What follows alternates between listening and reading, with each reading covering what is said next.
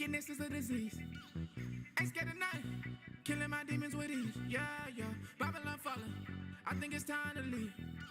The kingdom of heaven. But my shot gave me the keys. Yeah, yeah. The ending is coming. I'm repenting on my knees. The ending is coming. I'm repenting on my knees. Not a discussion. I'm repenting on my knees. Praise be the Abba. I'm repenting on my knees. Yeah, yeah. Ew, yucky. Wickedness is a disease. Ain't scared of nothing. I am not killing my demons with ease. Yeah, I am not perfect. Babylon falling. I think it's time to leave. I am not the kingdom of heaven. But my shot gave me the key. I'm not perfect. I try to live my life like a virgin. To the most high, only I'm a servant. I be reflecting light like a surface. Spirit of lust wanted me to serve him. I could see silhouettes in the curtain. I don't see how Eve spoke to serpents. Vain messages from a person. I just be curving text like cursive, yeah. Nervous system in my brain. System within my brain got me nervous, yeah. Nervous. Stop, praise the most, he got my spirit up. Demon try me, but they ain't got no luck. Repent quickly, cause the time almost up. Please believe it, cause the ruach don't bluff. Very OCD, I'm cleaning it up. Evil spirit keep on calling me up. I rebuke them, they disgusting to us. I rebuke them, they disgusting to us. Ew, yucky. Wickedness is a disease. Ain't scared of nothing. Killing my demons with ease. Yeah, yeah. Babylon falling. I think it's time to leave. The kingdom of heaven. But my shot gave me the keys. Yeah, yeah. The ending is coming. I'm repenting on my knees. The ending is coming. I'm repenting on my knees. Not a discussion. I'm repenting on my knees. Praise be the Abba. I'm repenting on my knees. Yeah, read through the word like closed caption. I put the fringes on all fashion. Reading through numbers, no law of averages. Chapter 15, that's all passage. I still remember my dark patches. Like I was autumn, I fall backwards. I lost a brother to car crashes. I lost an auntie to love passion. Her boyfriend, he killed her, he loved backwards. Lost my granddaddy to lung cancer. I lost my grandma to seizures. She drowned in her blood, she laid backwards. It's best you forgive and pray faster. Cause now I got questions I can't ask her. I grew up tired of seeing caskets. Had to repent or face action. I got a kingdom to chase after. Mashiach showed me the way faster. He left an example to take after. Feel the spirit in music, the bass after. It's sin in the air, we face massing. The work getting crazy, straight jacket. Applying the scripture can't stay stagnant. So we coming first like state taxes. Ew, yucky. Wickedness is a disease. Ain't scared of nothing. Killing my demons with ease. Yeah, yeah.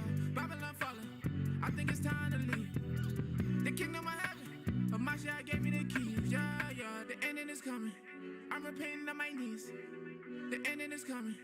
I'm repenting on my knees. Not a discussion. I'm repenting on my knees. Praise be the Abba. I'm repenting on my knees. Yeah, yeah. The ending is coming.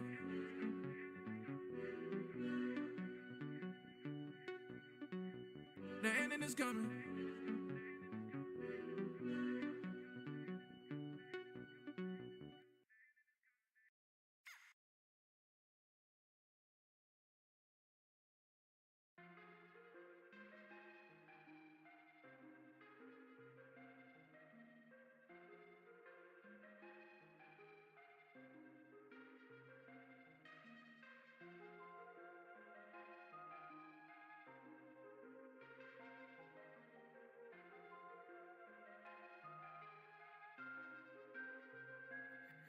On that mission, yeah, I gotta preach the gospel. Only new in and out from the Bible. Prepare the way for the Lord, the arrival. But Satan suck up all the souls like it's light. On the mission, yeah, I gotta preach the gospel. Only new in and out from the Bible. Prepare the way for the Lord, the arrival. But Satan suck up all the souls like it's light. Time is running out, better seek the Lord. Days are getting short, I'm kinda paranoid. Looking in my rear view, how things are going astray. Said things are different now, the Lord is on his way. It can't be any day, but still we watch the signs. Gotta rid myself of sin and get out on the grind. Put a focus on the time, we at the end of days. Get in the Bible now, it's time to change our ways.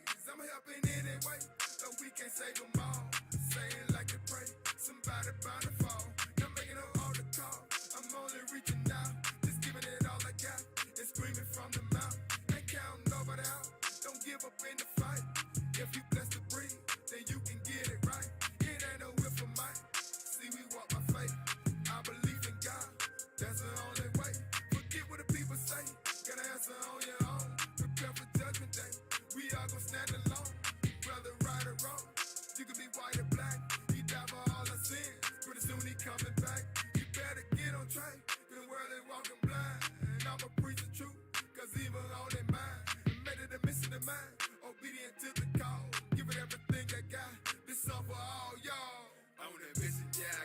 preach the gospel. Only new in and out from the Bible.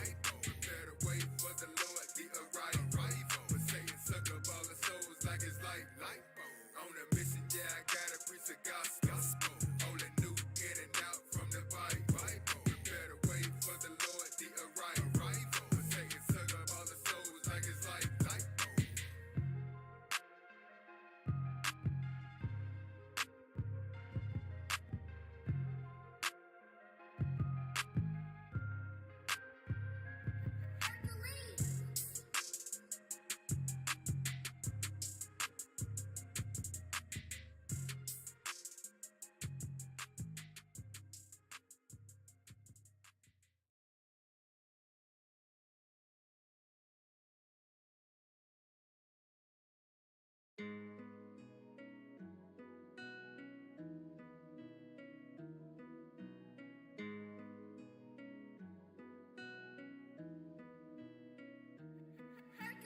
Esau, pack your bag. Esau, pack your bag. Esau, pack your bag. Esau, pack your bag. Esau, pack your bag. Esau, pack your bag. Esau, pack your bag. Esau, pack your bag. Esau, pack your bag. Esau, pack your bag. Esau, pack your bag. Esau, pack your bag. Esau, pack your bag. Esau, pack your bag. Esau, pack your bag. Esau, pack your bag. Esau, pack your bags. Go and set them by the door. Jacob back up in this thing. Try to keep it on the low. Didn't want the world to know, so you tried to change your name. Send the synagogue of Satan, tell him how you got your fame. But you didn't think would peep your game? Really, but that's a shame. That's the shortest for our talents. Really, but that's so lame. That's supposed to be our kin. Isaac pumping through our veins. We're physically with twins, that we're mentally estranged. And we're putting us in them chains. Ain't no way you're getting off. Making money off a plate. Now it's time to pay the cost. Living good off a pain. Imagine birthright, it was so. You was desperate for some beans, and you sold it, take your loss. Esau, pack your bag. Esau, pack your bag. Esau, pack your bag. Esau, pack your bag. Esau, pack your bag. Esau, pack your bag. Esau, pack your bag. Esau, pack your bag. Esau, pack your bag. Esau, pack your bag. Esau, pack your bag. Esau, pack your bag. Esau, pack your bag. Esau, pack your bag. Esau, pack your bag.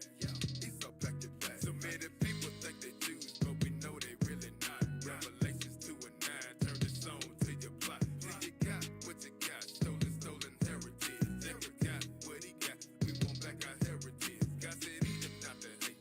It's hard to show you love. Paint our image like we're dogs. Love the street is like we good. Got no mercy for your brother.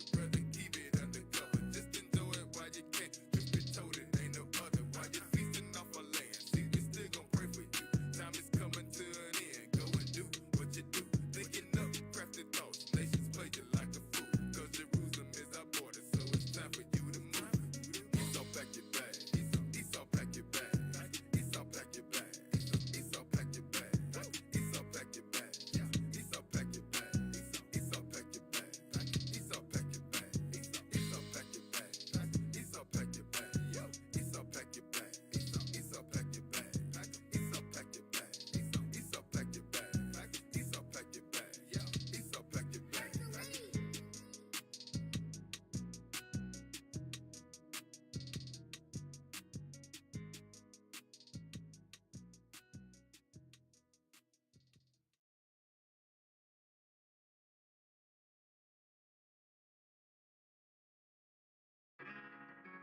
We don't take no time out. We gon' sign out. We don't take no time out. We gon' sign out. Yeah, we don't take no time out. Every Sabbath, we gon' sign out. Yeah, gon' be mad. Yeah, we don't take no time out. Every Sabbath, we gon' sign out. Yeah. Gonna get mad when they find out we the one God chose. It's our time now. Up to the light. I feel like Jonah in the world for the men of vice. And letting the movie life, they just can't get right. It's left and then right.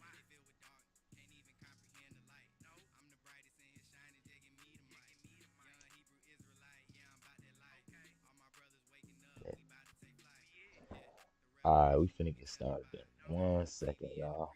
Hold on, let me put my fireplace on.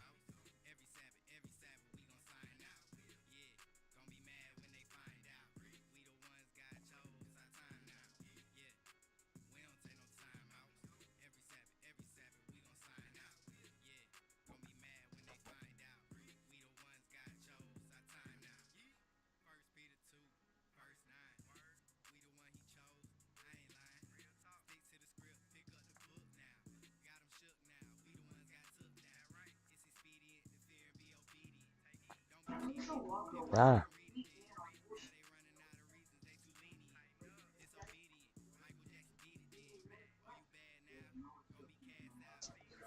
man, come on, YouTube ads. Every second, we gonna sign up. We the ones God chose. It's our time now. We don't take no time outs. Every second, we gonna sign out. Gonna be mad when they find out. We the ones God chose. It's our time now. All right, bet. Got the fireplace on. So now, one more thing. Let me start recording. Wait, actually, first let me change the music real quick. You know how we do get that lo-fi going on.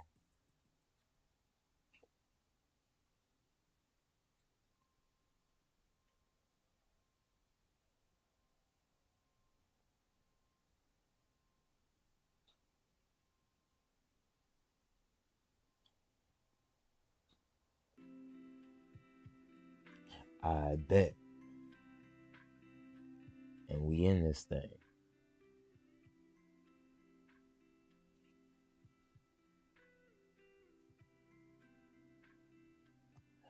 Alright. Just finish my setting up and we will be good to go.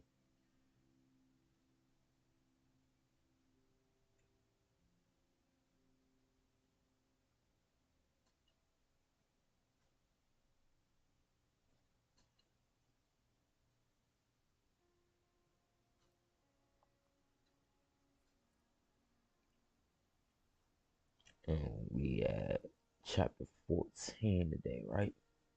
Alright, bet. I hit record. Peace, y'all. Good morning to everybody that's watching. Hope y'all having a good morning. Hope y'all having a good Tuesday morning. And want to give all praises, glory, and honor to God of Abraham, Isaac, and Jacob. And I want to welcome y'all to the morning brew, where we're getting to the word in the morning. You feel me? Hold up. Got that tea brewed up. You feel me?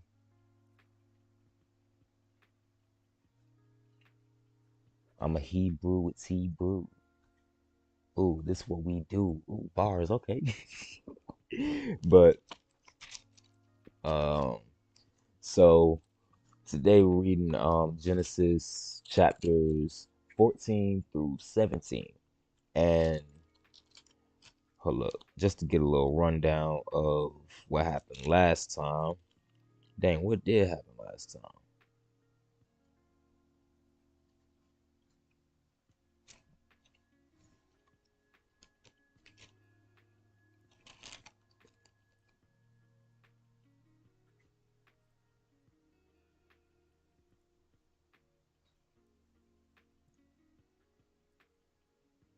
Oh yeah, okay. That's what happened. So we went through the table of nations, and then we went through the Tower of Babel and all that. And then the Lord telling Abraham to go into the land of Canaan. You feel me? And then last thing we seen was um Abram coming back. He left the land of Canaan, went to Egypt, and now he's coming back to the land of Canaan. And if I'm not mistaken, him and Lot, they had split up because there was a strife between the people. It was too many people in one space. So Abraham or Abram at this time and Lot, they went their separate ways, right? So I guess that'll be a good segue into the chapters that we're gonna do today. So we're gonna start off with chapter 14, and it says, "And it came to pass in the days of Amraphel, king of Shinar, Arioch, king of Elasar, Chedorlaomer, king of Elam, and Tidal, king of nations, that these made war with Bera, king of Sodom, and Bersha, king of Gomorrah, Shinab, king of Admah, and Shemeber, king of Zeboiim, and the king of Bela, which is Zoar. All these were joined together in the vale of Siddim, which is at the Salt Sea. 12 years they served Chedorlaomer, and in the 13th year they rebelled. So you got these kings now. Um, okay, so you got Amraphel, King Shinar, Arioch, the Chedorlaomer, and Tidal, King of Nations. And so Bera, Bersha, Admah, Shemeber, they all went to war against Chedorlaomer because they all served under him. But in the 13th year of them serving, they rebelled, right? So verse 5 it says, in the 14th year came Chedorlaomer and the kings that were with him, and smote the Rephaims in Ashtaroth, Carnaim, and the Zuzims in Ham, and the Emids in Shaveh, Kiriath, Kiriathaim, and the Horites in their Mount Seir unto El Paran, which is by the wilderness. And they returned and came into In Mishpat, which is Kadesh, and smote all the country of the Amalekites, and also the Amorites, and dwelt in Hazon Tamar. And there went out the king of Sodom, and the king of Gomorrah, and the king of Admah, and the king of Zeboiim, and the king of Bela, with the same as Zoar, and they battled with them in the vale of Siddim. So now you got the war going on. The battle started with Chedorlaomer, the king of Elam, and Tidal, the king of nations, and Amraphel, king of Shinar, and Arioch, king of Elasar. 4 kings with 5. And in the vale of Siddim was full of slime pits, and the kings of Sodom and Gomorrah fled and fell there, and they that remained fled to the mountain. Hold up, I gotta look up what a slime pit is.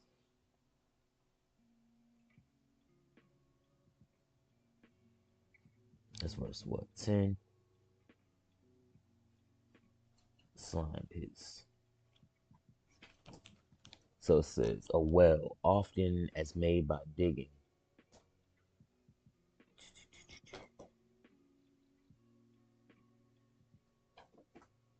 A watering place, a well of underground. Okay, so it's they're wells.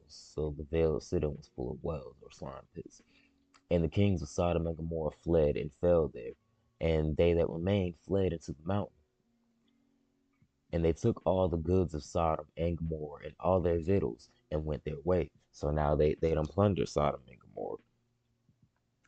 And they took Lot, Abram's brother's son, who dwelt in Sodom, and his goods, and departed.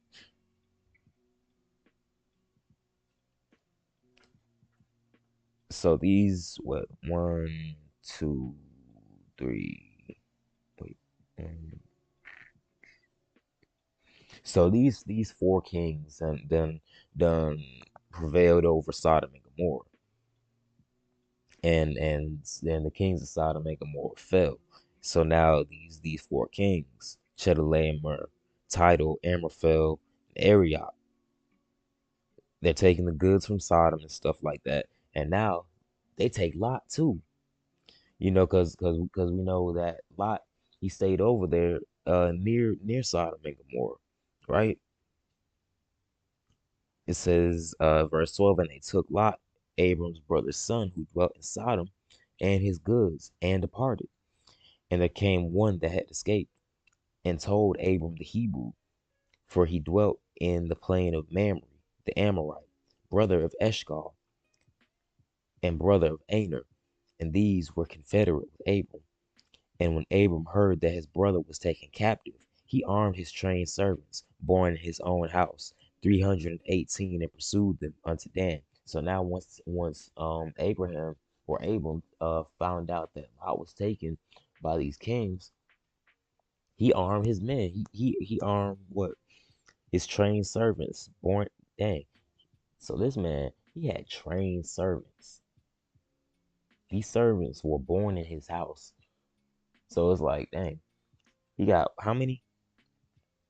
318 that were born in his house, raised up under Abraham. That's crazy. And they trained. And it says, and when Abram heard that his brother was taken captive, he armed his trained servants, born in his born in his own house, 318, and pursued them unto Dan. And he divided himself against them, he and his servants by night, and smote them, and pursued them unto Hobah, which is on the left hand of Damascus. And he brought back all the goods, and also brought again his brother Lot, and his goods, and the women also, and the people. So now he done came save Lot. Verse 17, and the king of Sodom went out to meet him after his return from the slaughter of Chedorlaomer. So Abram didn't just prevail over Chedorlaomer, and then he slaughtered them. It said, and the king of Sodom went out to meet him after his return from the slaughter of Chedorlaomer. And of the kings that were with him in the valley of Shaveh, which is the king's dale. And Melchizedek, king of Salem, brought forth bread and wine, and he was the priest of the Most High God. So now we got somebody else pulling up in the picture, the king of Salem. But he's wearing two crowns though. He's wearing two hats because he's king of Salem first off, or king of peace, and he's the priest of the Most High God. Now, in modern day, we don't really know that it's one person, which is Jesus, because Jesus is king over Israel, right? Really king of Salem, because Jerusalem, that's like you get the whole Salem in Jerusalem. That means peace. And he's the priest of the Most High God. So he's pulling up on Abraham, and he brought him bread and wine. And verse 19, and he blessed him and said, blessed be Abraham, Abram. I keep calling this man Abram. I'm so used to calling him Abraham. I forget I gotta change it before he actually makes the change. But it says, and he blessed him and said, blessed be Abram of the Most High God, possessor of heaven and earth, and blessed be the Most High God, which had delivered thine enemies into thy hand. And he gave him tithes of all. And the king of Sodom said unto Abram, give me the persons, and take the goods to thyself. And Abram said to the king of Sodom, I have lifted up mine hand unto the Lord, the Most High God, the possessor of heaven and earth, that I will not take that I will not take from a thread even to a shoe latchet, and that I will not take anything that is thine, lest thou shouldest say, I have made Abram rich, save only that which the young men have eaten, and the portion of the men which went with me, Aner, Eshcol, and Mamre. Let them take their portion. So you got this King of Salem pull up, you know, he gave Abram bread and wine, right?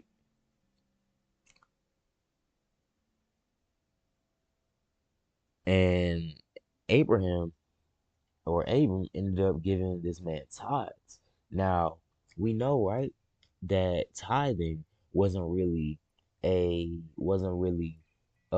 custom really until, or let's just say official. It wasn't an official custom until it was given to the children of Israel, specifically the Levites, right? Because Levites, they would take it, take that tenth. But there isn't even a Levitical priesthood right here, but Abram's still giving tithes because he sees like, yeah, this dude, he's a little above me. He says, and he gave him tithes of all, right? And the king of Sodom said unto Abram, give me the persons and take the goods to thyself. So King of Sodom now wants people on his side, and it's like, Abram, just take the other stuff. And Abram said unto the king of Sodom, I have lifted up my hand unto the Lord, the Most High God, possessor of heaven and earth, that I will not take a thread, even to a shoe latchet, and that I will not take anything that is thine. So he's like, he's telling the king of Sodom, look, I don't really want anything from you. And why? He says, lest thou shouldest say, I have made Abram rich. Like, Abram is trying to get that glory from God. He don't want the king of Sodom to be like, yeah, I'm the one that gave Abram all that stuff. I'm the one that made that man rich. Nah, Lord is like, the Lord is trying to show him like, yeah, I'm the one that's making you rich, right? Save 24, save only that which the young men have eaten. I keep forgetting to bring y'all down with me. But verse 24, save that save only that which the young men have eaten, and the portion of the men which went with me, Aner, Eshcol, Mamre, let them take their portion. Now let's continue on to chapter 15. It says, and after these things, the word of the Lord came unto Abram in a vision, saying, fear not, Abram, I am thy shield and thy exceeding great reward. So like the Lord is the one that's protecting Abram, and the Lord is also his reward. Like that's Abram's payment right there. And Abram said, Lord God, what would thou give me, seeing I go childless? And the steward of my house is this Eliezer of Damascus. And Abram said, behold, to me thou hast given no seed, and lo, one born in my house is mine heir.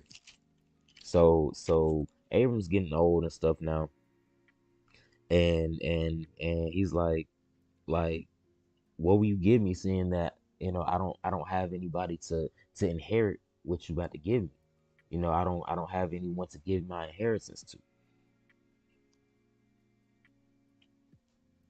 And like, I don't have a son that's born in my house. The closest thing to a son that I got is this Eliezer of Damascus, and he's just the steward of my house.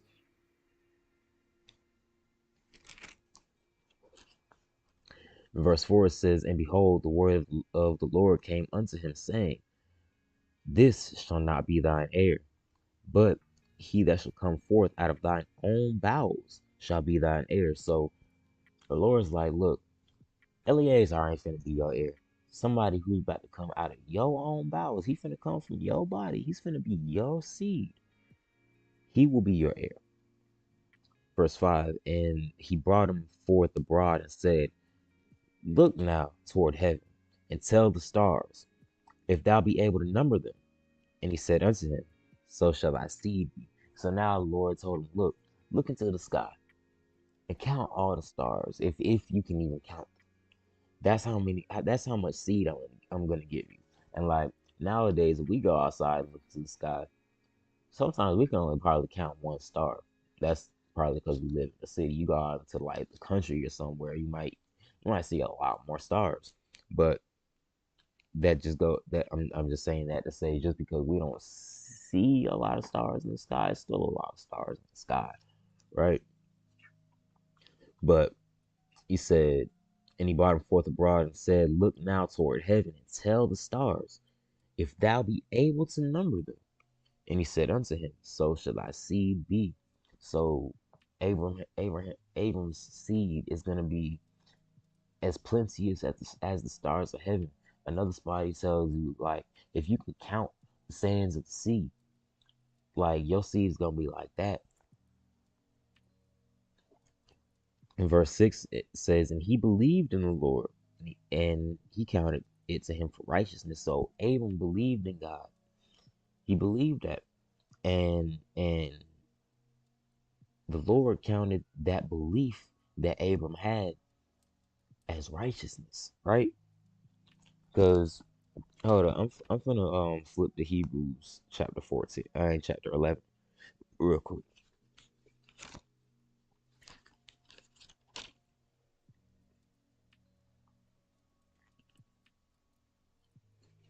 Because Hebrews 11 and verse 8 says, And by faith, Abraham, when he was called to go out into a place which he should after receive for an inheritance, obeyed.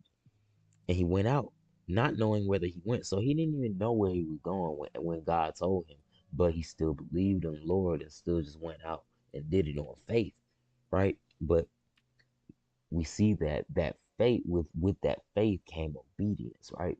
So don't let nobody tell you that like you ain't gotta do no works because faith without works is dead. Like like we show our faith through our works. You feel me? We show we show faith through obedience in God, and that's what Abraham's doing. Like that's why it was counted to Abram for righteousness. Him believing the Lord. Hold up, I done got mixed up. I done flipped to the wrong spot. But verse 6 again, it says, and he believed in the Lord.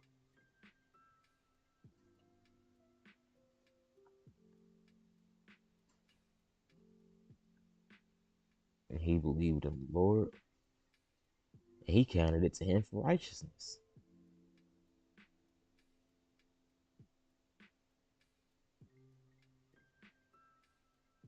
Right? Now let's keep going. It says in verse 7, and he said unto him, I am the Lord that brought thee out of Ur of the Chaldees to give thee this land to inherit it. And he said, Lord God, whereby shall I know that I shall inherit it? So, Lord, how do I even know that I'm going to inherit this? Right?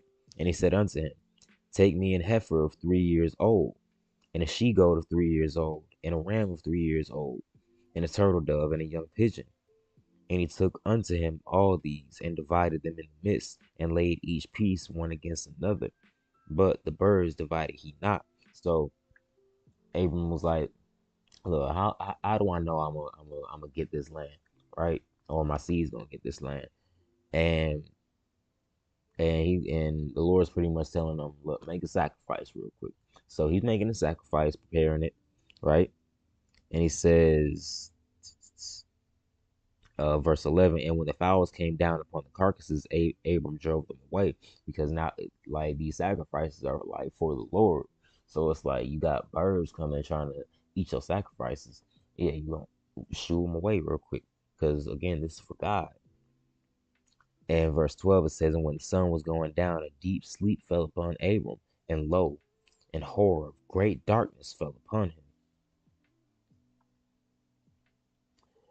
Verse 13, and he said unto Abram, know of a surety that thy seed shall be a stranger in a land that is not theirs, and shall serve them, and they shall afflict them 400 years. And also that nation whom they shall serve will I judge, and afterward they shall come out with great substance. And thou shalt go to thy fathers in peace, thou shalt be buried in a good old age. But in the fourth generation they shall come hither again, for the iniquity of the Amorites is not yet full.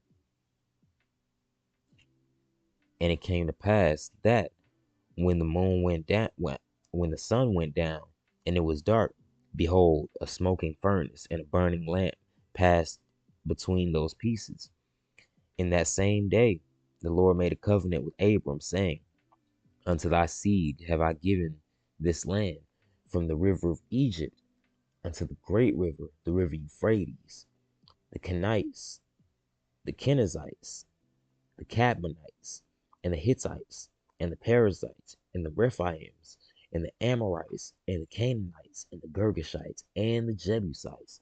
So Abram came, fixed up this sacrifice, right? And and we seen earlier that the question was like, how do I know that I shall inherit this, right? So deep sleep falls upon Abram, and the Lord said unto him, like, look, know for sure, like this is going to happen, that your seed will be a stranger in a land that is not theirs, and they shall serve them, and they shall afflict them 400 years. So Abram's seed will be afflicted for 400 years. Like this is not something good that Abram's looking forward to. But But the Lord, he did ask the Lord, like, how shall I know this? And the Lord's telling this man of the future. He's prophesying to him future events, right? And he says in verse 14, and also that nation, because this is talking about when the Israelites are gonna be slaves in Egypt, right? It says, and also that nation whom they shall serve will I judge, and afterward they shall come out with great substance, right? And he says, and thou shalt go to thy fathers in thou shalt go to thy fathers in peace, talking about Abram. When he dies, he's gonna be, asleep in the grave with his fathers in peace. Thou shalt be buried in a good old age. But in the fourth generation, they shall come hither again. So in the fourth generation, that's when the children of Israel are gonna come to the land, that the land of Canaan again, right?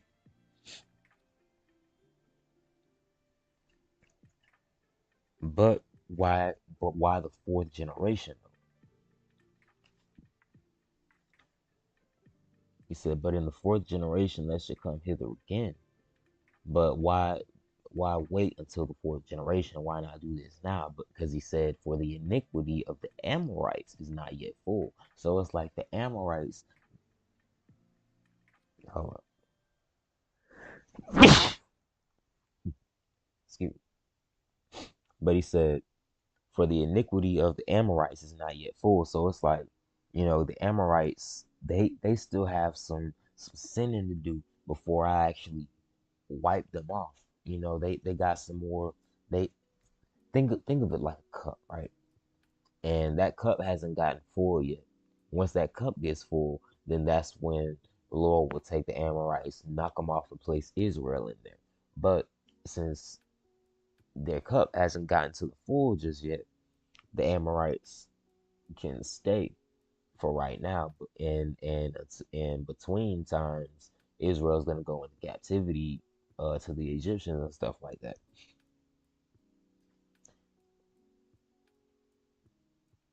And it says in verse 17, and it came to pass that when the sun went down and it was dark, behold, a smoking furnace and a burning lamp that passed between those pieces. So now it's like the Lord's consuming those sacrifices that Abram laid out.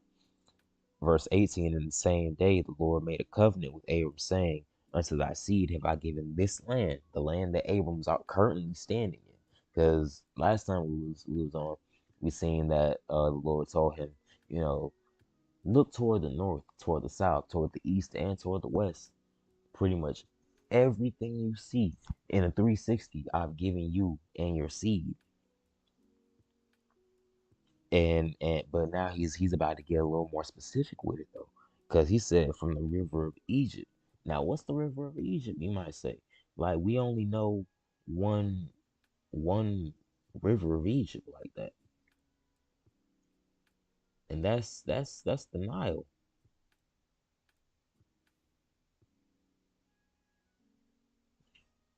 Like that's the Nile River, and he said it's gonna span from the river of Egypt unto the river, the great river, the river Euphrates. Hold on, let me pull up a map real quick.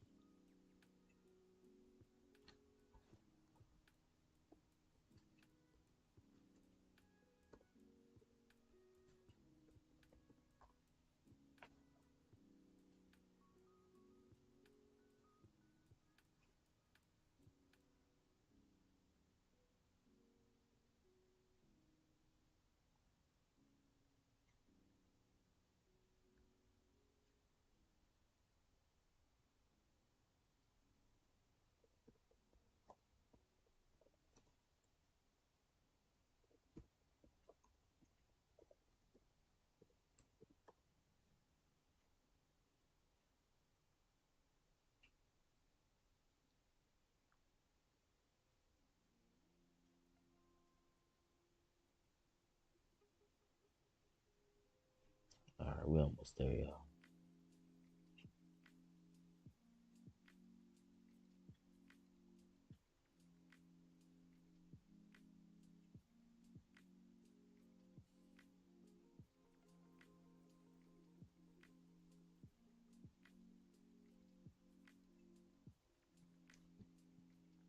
trying to pull up a map of the tribes of Israel real quick.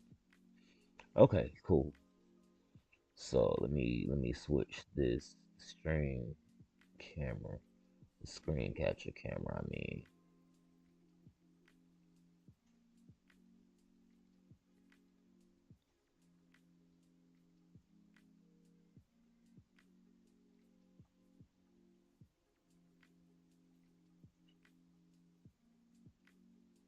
I bet.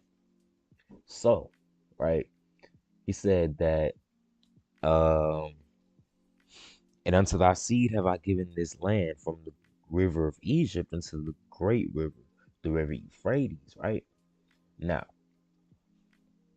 this is what Israel has inherited.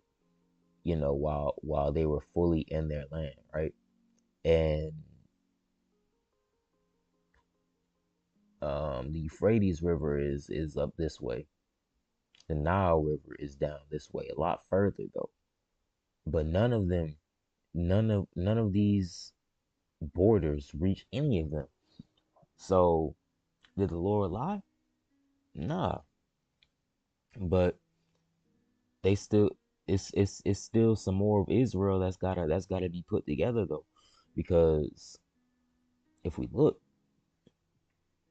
like this is Israel right now.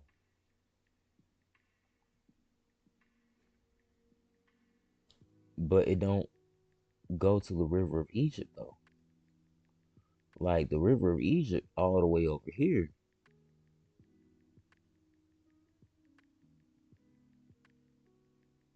That's what um that's what this bit of water is right here that goes all the way down. Hold up. Let me pull up on it a little bit just so we can see exactly what this is. River Nile, right? And let's just see how far the River Nile spans. Hold on, let me see. I don't want to see road. Hybrid area, street side, bird's eye.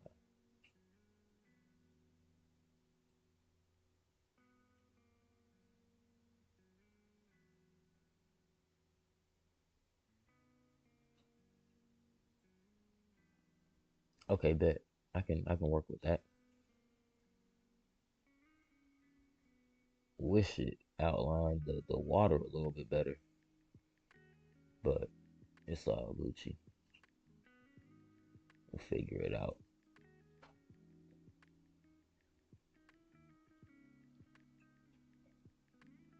But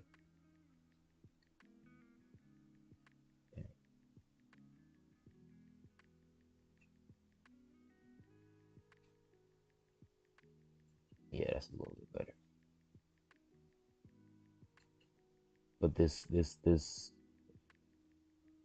border though, like the Lord said, Israel was gonna span from the river of Egypt. That's right here. That's the Nile, and you see it's still flowing and stuff, right? To the Euphrates. That's this river right here. Goes through it's above Syria, all that. And at no time in history has Israel spanned from the river of Egypt to the Euphrates. It hasn't done that yet. So like that's still to come. Like what Israel had back in the day, that wasn't even it even if it was considered Israel in its fullness, that still wasn't Israel in its fullness. But he said the Kenites, the Kenizzites, the Cadmonites, and the Hittites, the Perizzites, and the Rephaims, and the Amorites, and the Canaanites, and the Girgashites, and the Jebusites. Those are all the folks that dwelt like right up in here where we know Israel to be, right? But let's keep going in the chapter 16. Hold up, let me switch up my cameras.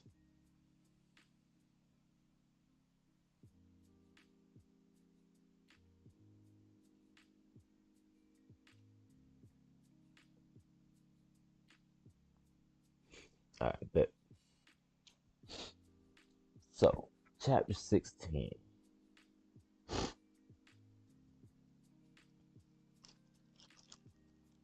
and verse 1, it says, Now Sarai, Abram's wife, bare him no children, and she had an handmaid, an Egyptian, whose name was Hagar. And Sarai said unto Abram, Behold, now the Lord hath restrained me from bearing. I pray thee, go in unto my handmaid. It may be that I may obtain children by her. And Abram hearkened unto the voice of Sarai. And Sarai, Abram's wife, took Hagar, her maid, the Egyptian, after Abram had dwelt 10 years in the land of Canaan, and gave her to her husband Abram to be his wife. So Abram and Sarai, they old. Sarai, she's barren, so she hasn't been able to produce seed for her, right? To produce a child for her, right? So so what she does is she tells her husband, like, look, take my handmaid and take her to wife, and let her give you children in my stead, right? So verse 3, and Sarai, Abram's wife, took Hagar, her maid, the Egyptian, after Abram had dwelt 10 years in the land of Canaan, and gave her to her husband Abram to be his wife. And he went in unto Hagar, and she conceived. And when she saw that she had conceived, her mistress was despised in her eyes. So once Hagar conceived a child, Sarai and Hagar, they both start being at odds with each other, right? And it says, and Sarai said unto Abram, My wrong be upon thee. I have given my maid into thy bosom. And when she saw that she had conceived, I was despised in her eyes. The Lord judged between me and thee. So like once Sarai produced a child, like she started hate. Once Hagar produced a child, she started hating Sarai. But it says, verse 6, But Abram said unto Sarai, Behold, thy maid is in thy hand. Do to her as it pleaseth thee. Like she your maid. Do with her what you want to do. And when Sarai dealt hardly with her, she fled from her face. So Sarai didn't just come up nicely to her and be like, just it's okay, stuff like that. Now she dealt hardly with her.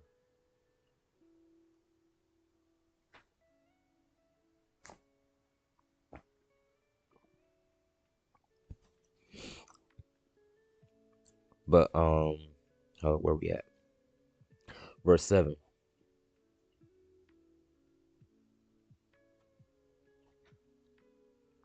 Verse 7. And the angel of the Lord found her by a fountain of water in the wilderness, by the fountain in the way to Shur. And he said, Hagar, Sarai's maid, whence camest thou, and whither wilt thou go? So the angel's like, Hagar, where you coming from and where you going? Right?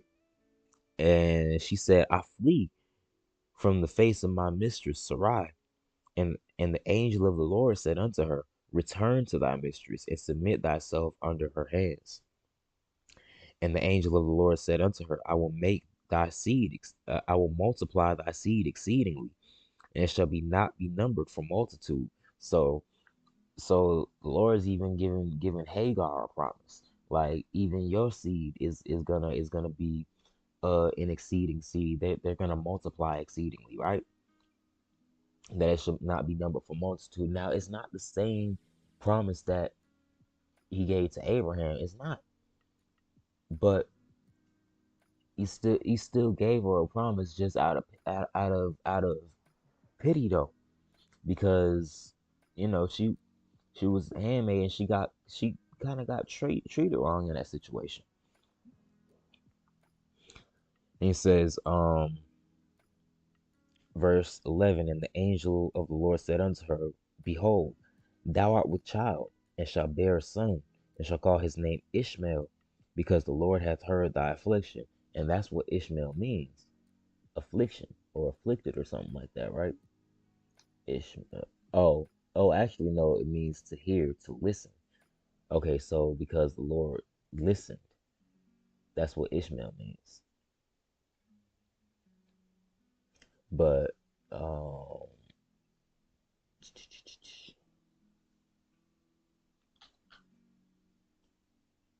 oh, because the Lord hath heard thy affliction. Verse 12, and he will be a wild man, and his hand will be against every man, and every man's hand against him. And he shall dwell in the presence of all his brethren. And she called the name of the Lord that spake unto her, Thou God seest me. For she said, Have I also here looked after him that seeth me? Wherefore the well was called Beer Lahai. Behold, it was between Kadesh and Bered. And Hagar bare Abram a son, and Abram called his name, which Hagar bare, Ishmael. And Abram was 86 old when Hagar bare Ishmael unto Abram. So Abram was what, 86 when Hagar gave birth to Ishmael. Now he said that first off that Ishmael's seed will multiply exceedingly. Then he said, and he will be a wild man. His hand will be against every man. And like Ishmael, he's the progenitor of the Arabs, right? So like that's why spiritually like we see Arabs as a wild people. Like like like folks even have that preconceived notion like or and what is it? I can't even think of the word. Stereotype. They got the stereotype of just think of an Arab in a plane. What's the stereotype that you gonna get? But he did say that Ishmael will be a wild man, and his hand will be against every man. Like you gotta be wild to be a people that willingly strap bombs to they so when it comes to war and stuff like that. Like I don't really see nobody else doing that but the seed of Ishmael.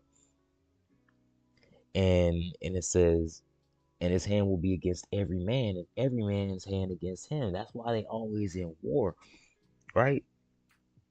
But let's continue on to chapter 17. Because now we're seeing Ishmael that got born. So let's continue on.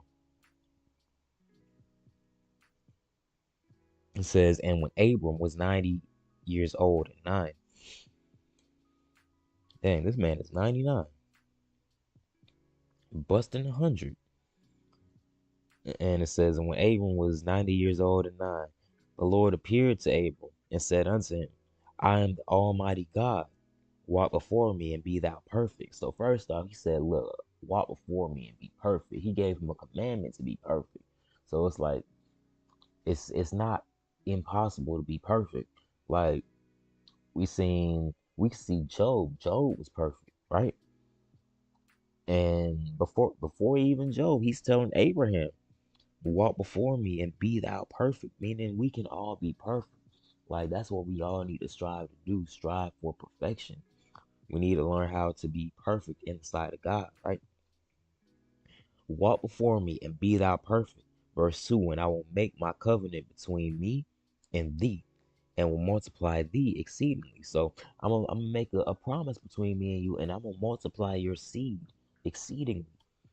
And Abram fell on his face, and God talked with him, saying, As for me, behold, my covenant is with thee, and thou shalt be a father of many nations. Neither shall thy name be called any more be called Abram, but thy name shall be Abraham. Ah, thank God. Now I can stop accidentally calling this man Abraham. He said, Neither shall name be called any more Abram, but thy name shall be Abraham, for a father of many nations have I made thee. And I will make thee exceeding fruitful, and I will make nations of thee, and kings shall come out of thee. So like the Lord is prophesying to Abraham, like you're gonna have many nations come out of you, right? Even kings is gonna come out of you. And he said in verse 7, and I will establish my covenant between me and thee and thy seed after thee. So, like, it's not even just going to be between me and you, Abraham. Nah, it's going to be between me, you, and after you, your son, and after his son, and after, be between me and your children, right? So that's why Abraham had to teach his children because the covenant wasn't just with Abraham, it was going to be with Abraham and his children, right? To be a God unto thee and to thy seed after thee. Oh wait, and I will establish my covenant between me and thee and thy seed after thee in their generations for an everlasting covenant, to be a God unto thee and to thy seed after thee. Verse 8, and I will give unto thee and to thy seed after thee the land wherein thou art a stranger, all the land of Canaan, for an everlasting possession, and I will be their God. So he's like, look, I've given you this land for an everlasting possession, the same land that you are standing in right now. I've given it to you and your children for an everlasting possession, even though you're a stranger here right now. It's about to be all yours in due time, right? So verse 9 he says, and God said unto Abraham, thou shalt keep my covenant, therefore, thou and thy seed after thee in thy generations. This is my covenant which ye shall keep between me and you and thy seed after thee. So this is the covenant, the promise, or the token of the promise, right? This is my covenant which ye shall keep between me and you and thy seed after thee. And what is it? Every man child among you shall be circumcised, and ye shall circumcise the flesh of your foreskin, and it shall be a token of the covenant betwixt me and you. So you got to circumcise yourself. Abraham had to circumcise himself and his children. That was the sign between him and God, right? In verse 12, it says, and he that is 8 days old shall be circumcised among you, every man child in your generations. He that is born in the house or bought with money of any stranger, which is not of thy seed, he that is born in thy house, and he that is bought with thy money, must needs be circumcised, and my covenant shall be in your flesh for an everlasting covenant. So it's like this token circumcision, like that's like a physical representation of this covenant between Abraham, his seed, and the Lord, right? And he's like, and it's even now to a point like not even just your seed. Like if you got servants that you bought, and they reside in your house, hey, even they got to be circumcised, right? And he says, and my covenant shall be in your flesh for an everlasting covenant. Verse 14, and the uncircumcised man child, whose flesh of his foreskin is not circumcised, that soul shall be cut off from his people. He hath broken my covenant. In verse 15, it says, hold up, scroll down. Verse 15 says, and God said unto Abraham, as for Sarai thy wife, thou shalt not call her name Sarai, but Sarah shall her name be. So now both of them got their name changed. Abram to Abraham and Sarai to Sarah. Verse 16, and I will bless her and give thee a son also of her. So like you ain't gotta outsource to no handmaid or nothing. Nah, this is gonna come directly from your wife. Even though both y'all busting 90 and 100, you know, Y'all still gonna have a child. And he says, and I will bless her and give thee a son also of her. Yea, I will bless her, and she shall be a mother of who? Of nations. She shall be a mother of nations. Kings of people shall be of her. Verse 17, then Abraham fell upon his face and laughed and said in his heart, shall a child be born unto him that is 100 years old? And shall Sarah, that is 90 years old, bear?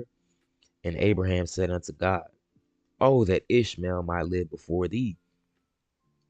So like Abraham, he didn't even believe it for a second. He laughed. He was like, man, I'm 100. I'm busting 100. How can me and my old 90-year-old wife have a child? But hey, with God you can. He said, and Abraham said unto God, oh, that Ishmael might live before thee.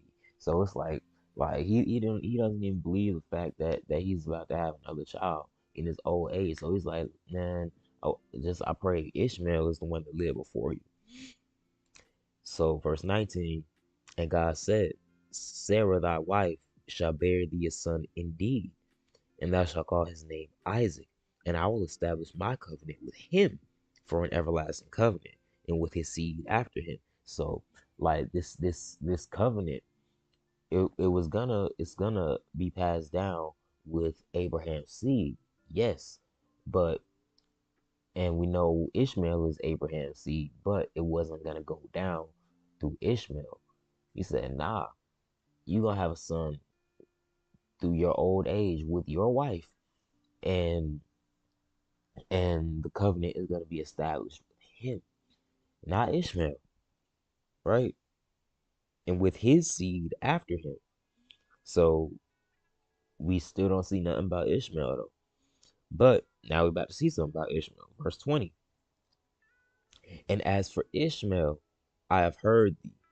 Behold, I have blessed him, and I will make him fruitful and multiply him exceedingly. 12 princes shall he beget, and I will make him a great nation. But my covenant will I establish with Isaac, which Sarah shall bear unto thee at this set time in the next year. And he left off from talking with him, and God went up from Abraham. And Abraham took Ishmael his son, and all that were born in his house, and all that were brought with his money, every male among the men of Abraham's house, and circumcised the flesh of their foreskin in the selfsame day, as God had said unto him. And Abraham was 90 years old and 9 when he was circumcised in the flesh of his foreskin. And Ishmael was 13 years old when he was circumcised in the flesh of his foreskin. In the self same day was Abraham circumcised, and Ishmael his son, and all the men of his house, born in the house and bought with money of the stranger, were circumcised with him. So now that the Lord's brought Abraham this covenant, like Abraham had to circumcise everyone in his every male in his house as a sign of this covenant. Ishmael had to be circumcised. So and all the servants that were brought with money and stuff like that, everyone had to be circumcised because it's like that's showing first off faith, that you gotta have hella faith to just be like to let somebody snip you down there, right? But it's also, hold up, it's also indicative of something.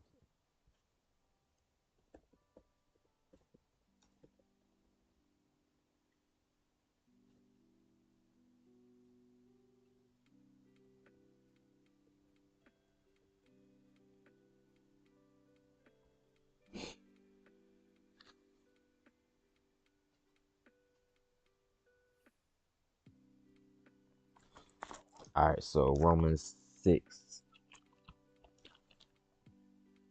I think.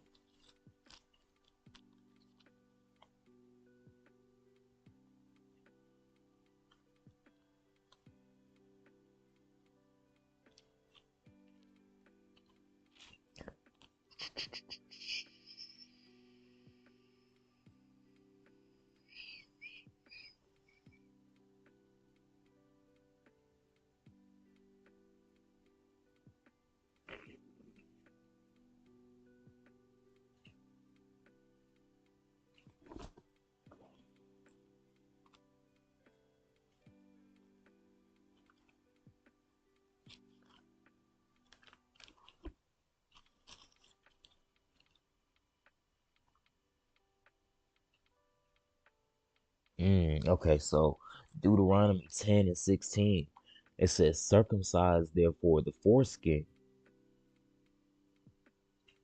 of your heart. So it's like not even the foreskin of your junk, but of your heart. Like my heart has foreskin, but it's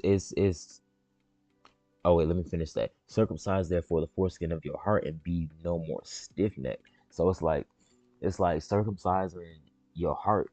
It's like getting that fleshly mentality about your mind and walking in the spirit. Just like, Paul says, um, well, walk in the spirit and you should not fulfill the lust of the flesh. Well, that's what circumcising your heart is, and that's what circumcision is symbolic of, right? And